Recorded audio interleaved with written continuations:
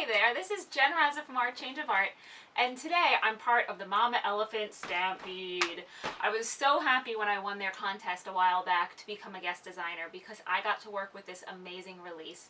There are some cute things, there are some sassy things, there are some sweet things, and I'm sure as you hop around today you'll be able to see everything that everyone's making, and I'm sure you will love these products and projects. So I've got a fun card for you today, pretty simple, so let's get started. So today my card is going to be using the new set called XOXO. I really love the fonts and the sentiments in this set as well as some of the images. The one I'll be using today is You and Me Look So Good Together. I also wanted to add an image from an older set, and this is from Smitten, also by Mama Elephant, and I love this feather. I've used it on many cards before. It's probably my most used stamp from this set. I started off by mounting the feather onto a clear block. And I'm going to be doing a two-tone effect for this feather. So I have two different inks that I'll be using. One is the Hero Arts Mint Julep mid-tone ink, and the other is the Soft Olive Shadow ink. So to use this technique, I will be using my Stamp-A-Majig, which will help me with some alignment. So I think I'll go into the lighter color first, just so that I don't accidentally contaminate the lighter pad. And I want the tops of these feathers to have that lighter ink color. So I'm just going to go right into this top half. And now I'll come in the olive and do the bottom. I'm not too worried if they're blending at this point because I will do a double stamp and that will help these inks blend a little bit more. Now this is where the Stamp-A-Majig comes in. I'll just nestle it into the corner of the block so I can lift up. And you can see I actually did not get the best impression the first time around, so I'll just be picking up more ink again on the top half with the light shade of green and the darker on the bottom. And I'm keeping this here so I can realign it when I stamp on top. This way you don't have to do anything like try to line it up yourself. Okay, I really like how that one turned out. If I wanted to make it an even more gradual shift between the two colors, I can go back and stamp it one more time, but I'll keep it with that. And I'll just do one more. So following the same steps.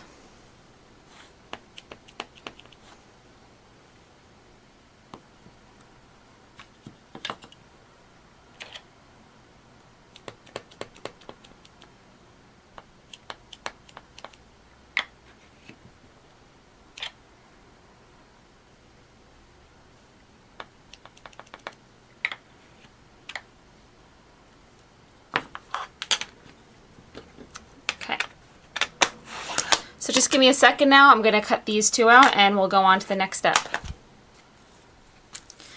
Okay, now I'm going to be using a blue card base, but to continue this theme of gradients, I wanted to use Copic markers to put one onto the front of the card. So I'm just grabbing a piece of scrap paper. You can see this one is well loved. It's really hard for me to throw things out, so I'll probably use this until it disintegrates, and it'll be on my desk up until that point. Some of the colors I'm using are B000, BG34, and G00. I'm going to start off with the darkest color at the bottom. That's the BG34.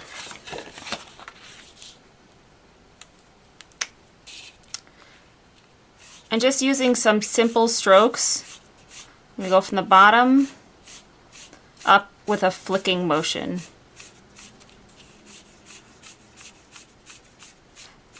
Now I'm not going to go through the whole thing right now because I do want to show you how I'm going to blend later. So once I do that, I'll go back in with the G00 and blend it up a little bit higher.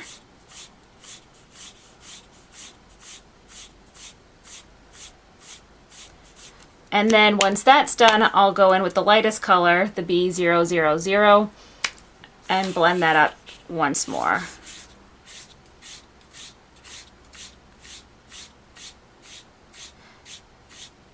Now, I don't have a lot of Copic markers, so I'm sure that you have ones that are closer together in a color family, and they probably blend a little bit easier. But if you work these enough, you'll get them to look really good with a nice gradual change of color. Don't worry about this ugly saturation that's happening at the bottom. I'm actually going to go back in when I'm done and slice all that off. So here's how it looks all finished, and it's a nice subtle gradient. I really love the added interest it gives to the card.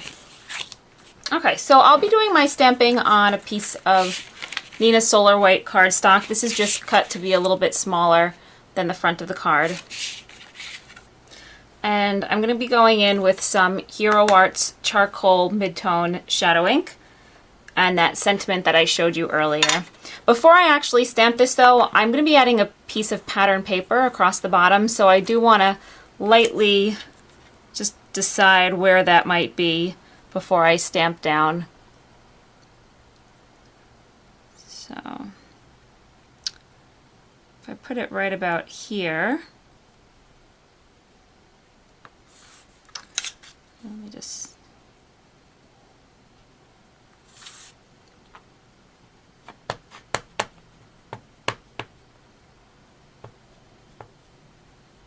I'm going to go ahead and stamp this just towards the right.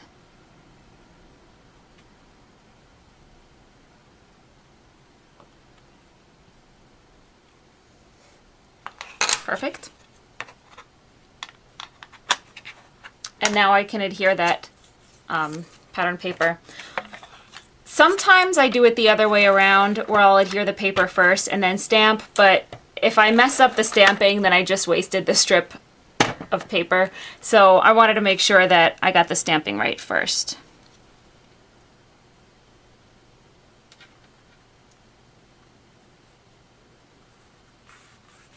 And I'm just going to cut off the excess. This paper comes from a pad by American Crafts called XOXO. I actually didn't plan that when I was doing this because it's the same name as the stamp set I'm using. Just a coincidence. And now once I have this all set, I can start putting on the feathers that I stamped earlier. So one of the feathers is just going to get adhered directly to the cardstock.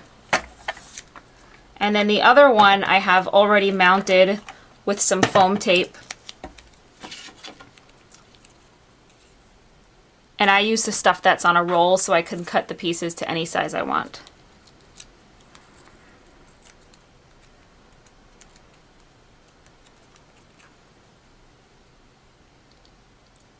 Okay, we're pretty much in the home stretch of the card here. I do want to mat this onto some black cardstock, just so that it pops a little bit.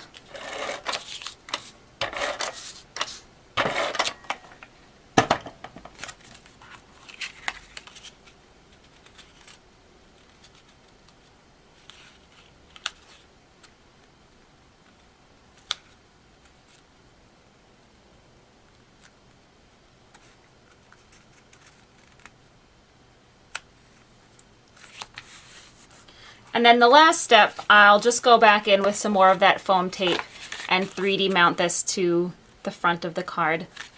So thanks so much for checking out today, and I really hope you go visit Mama Elephant on their blog and in the shop to see all the wonderful new products that are on sale this month. Thanks, and have a great day. Bye.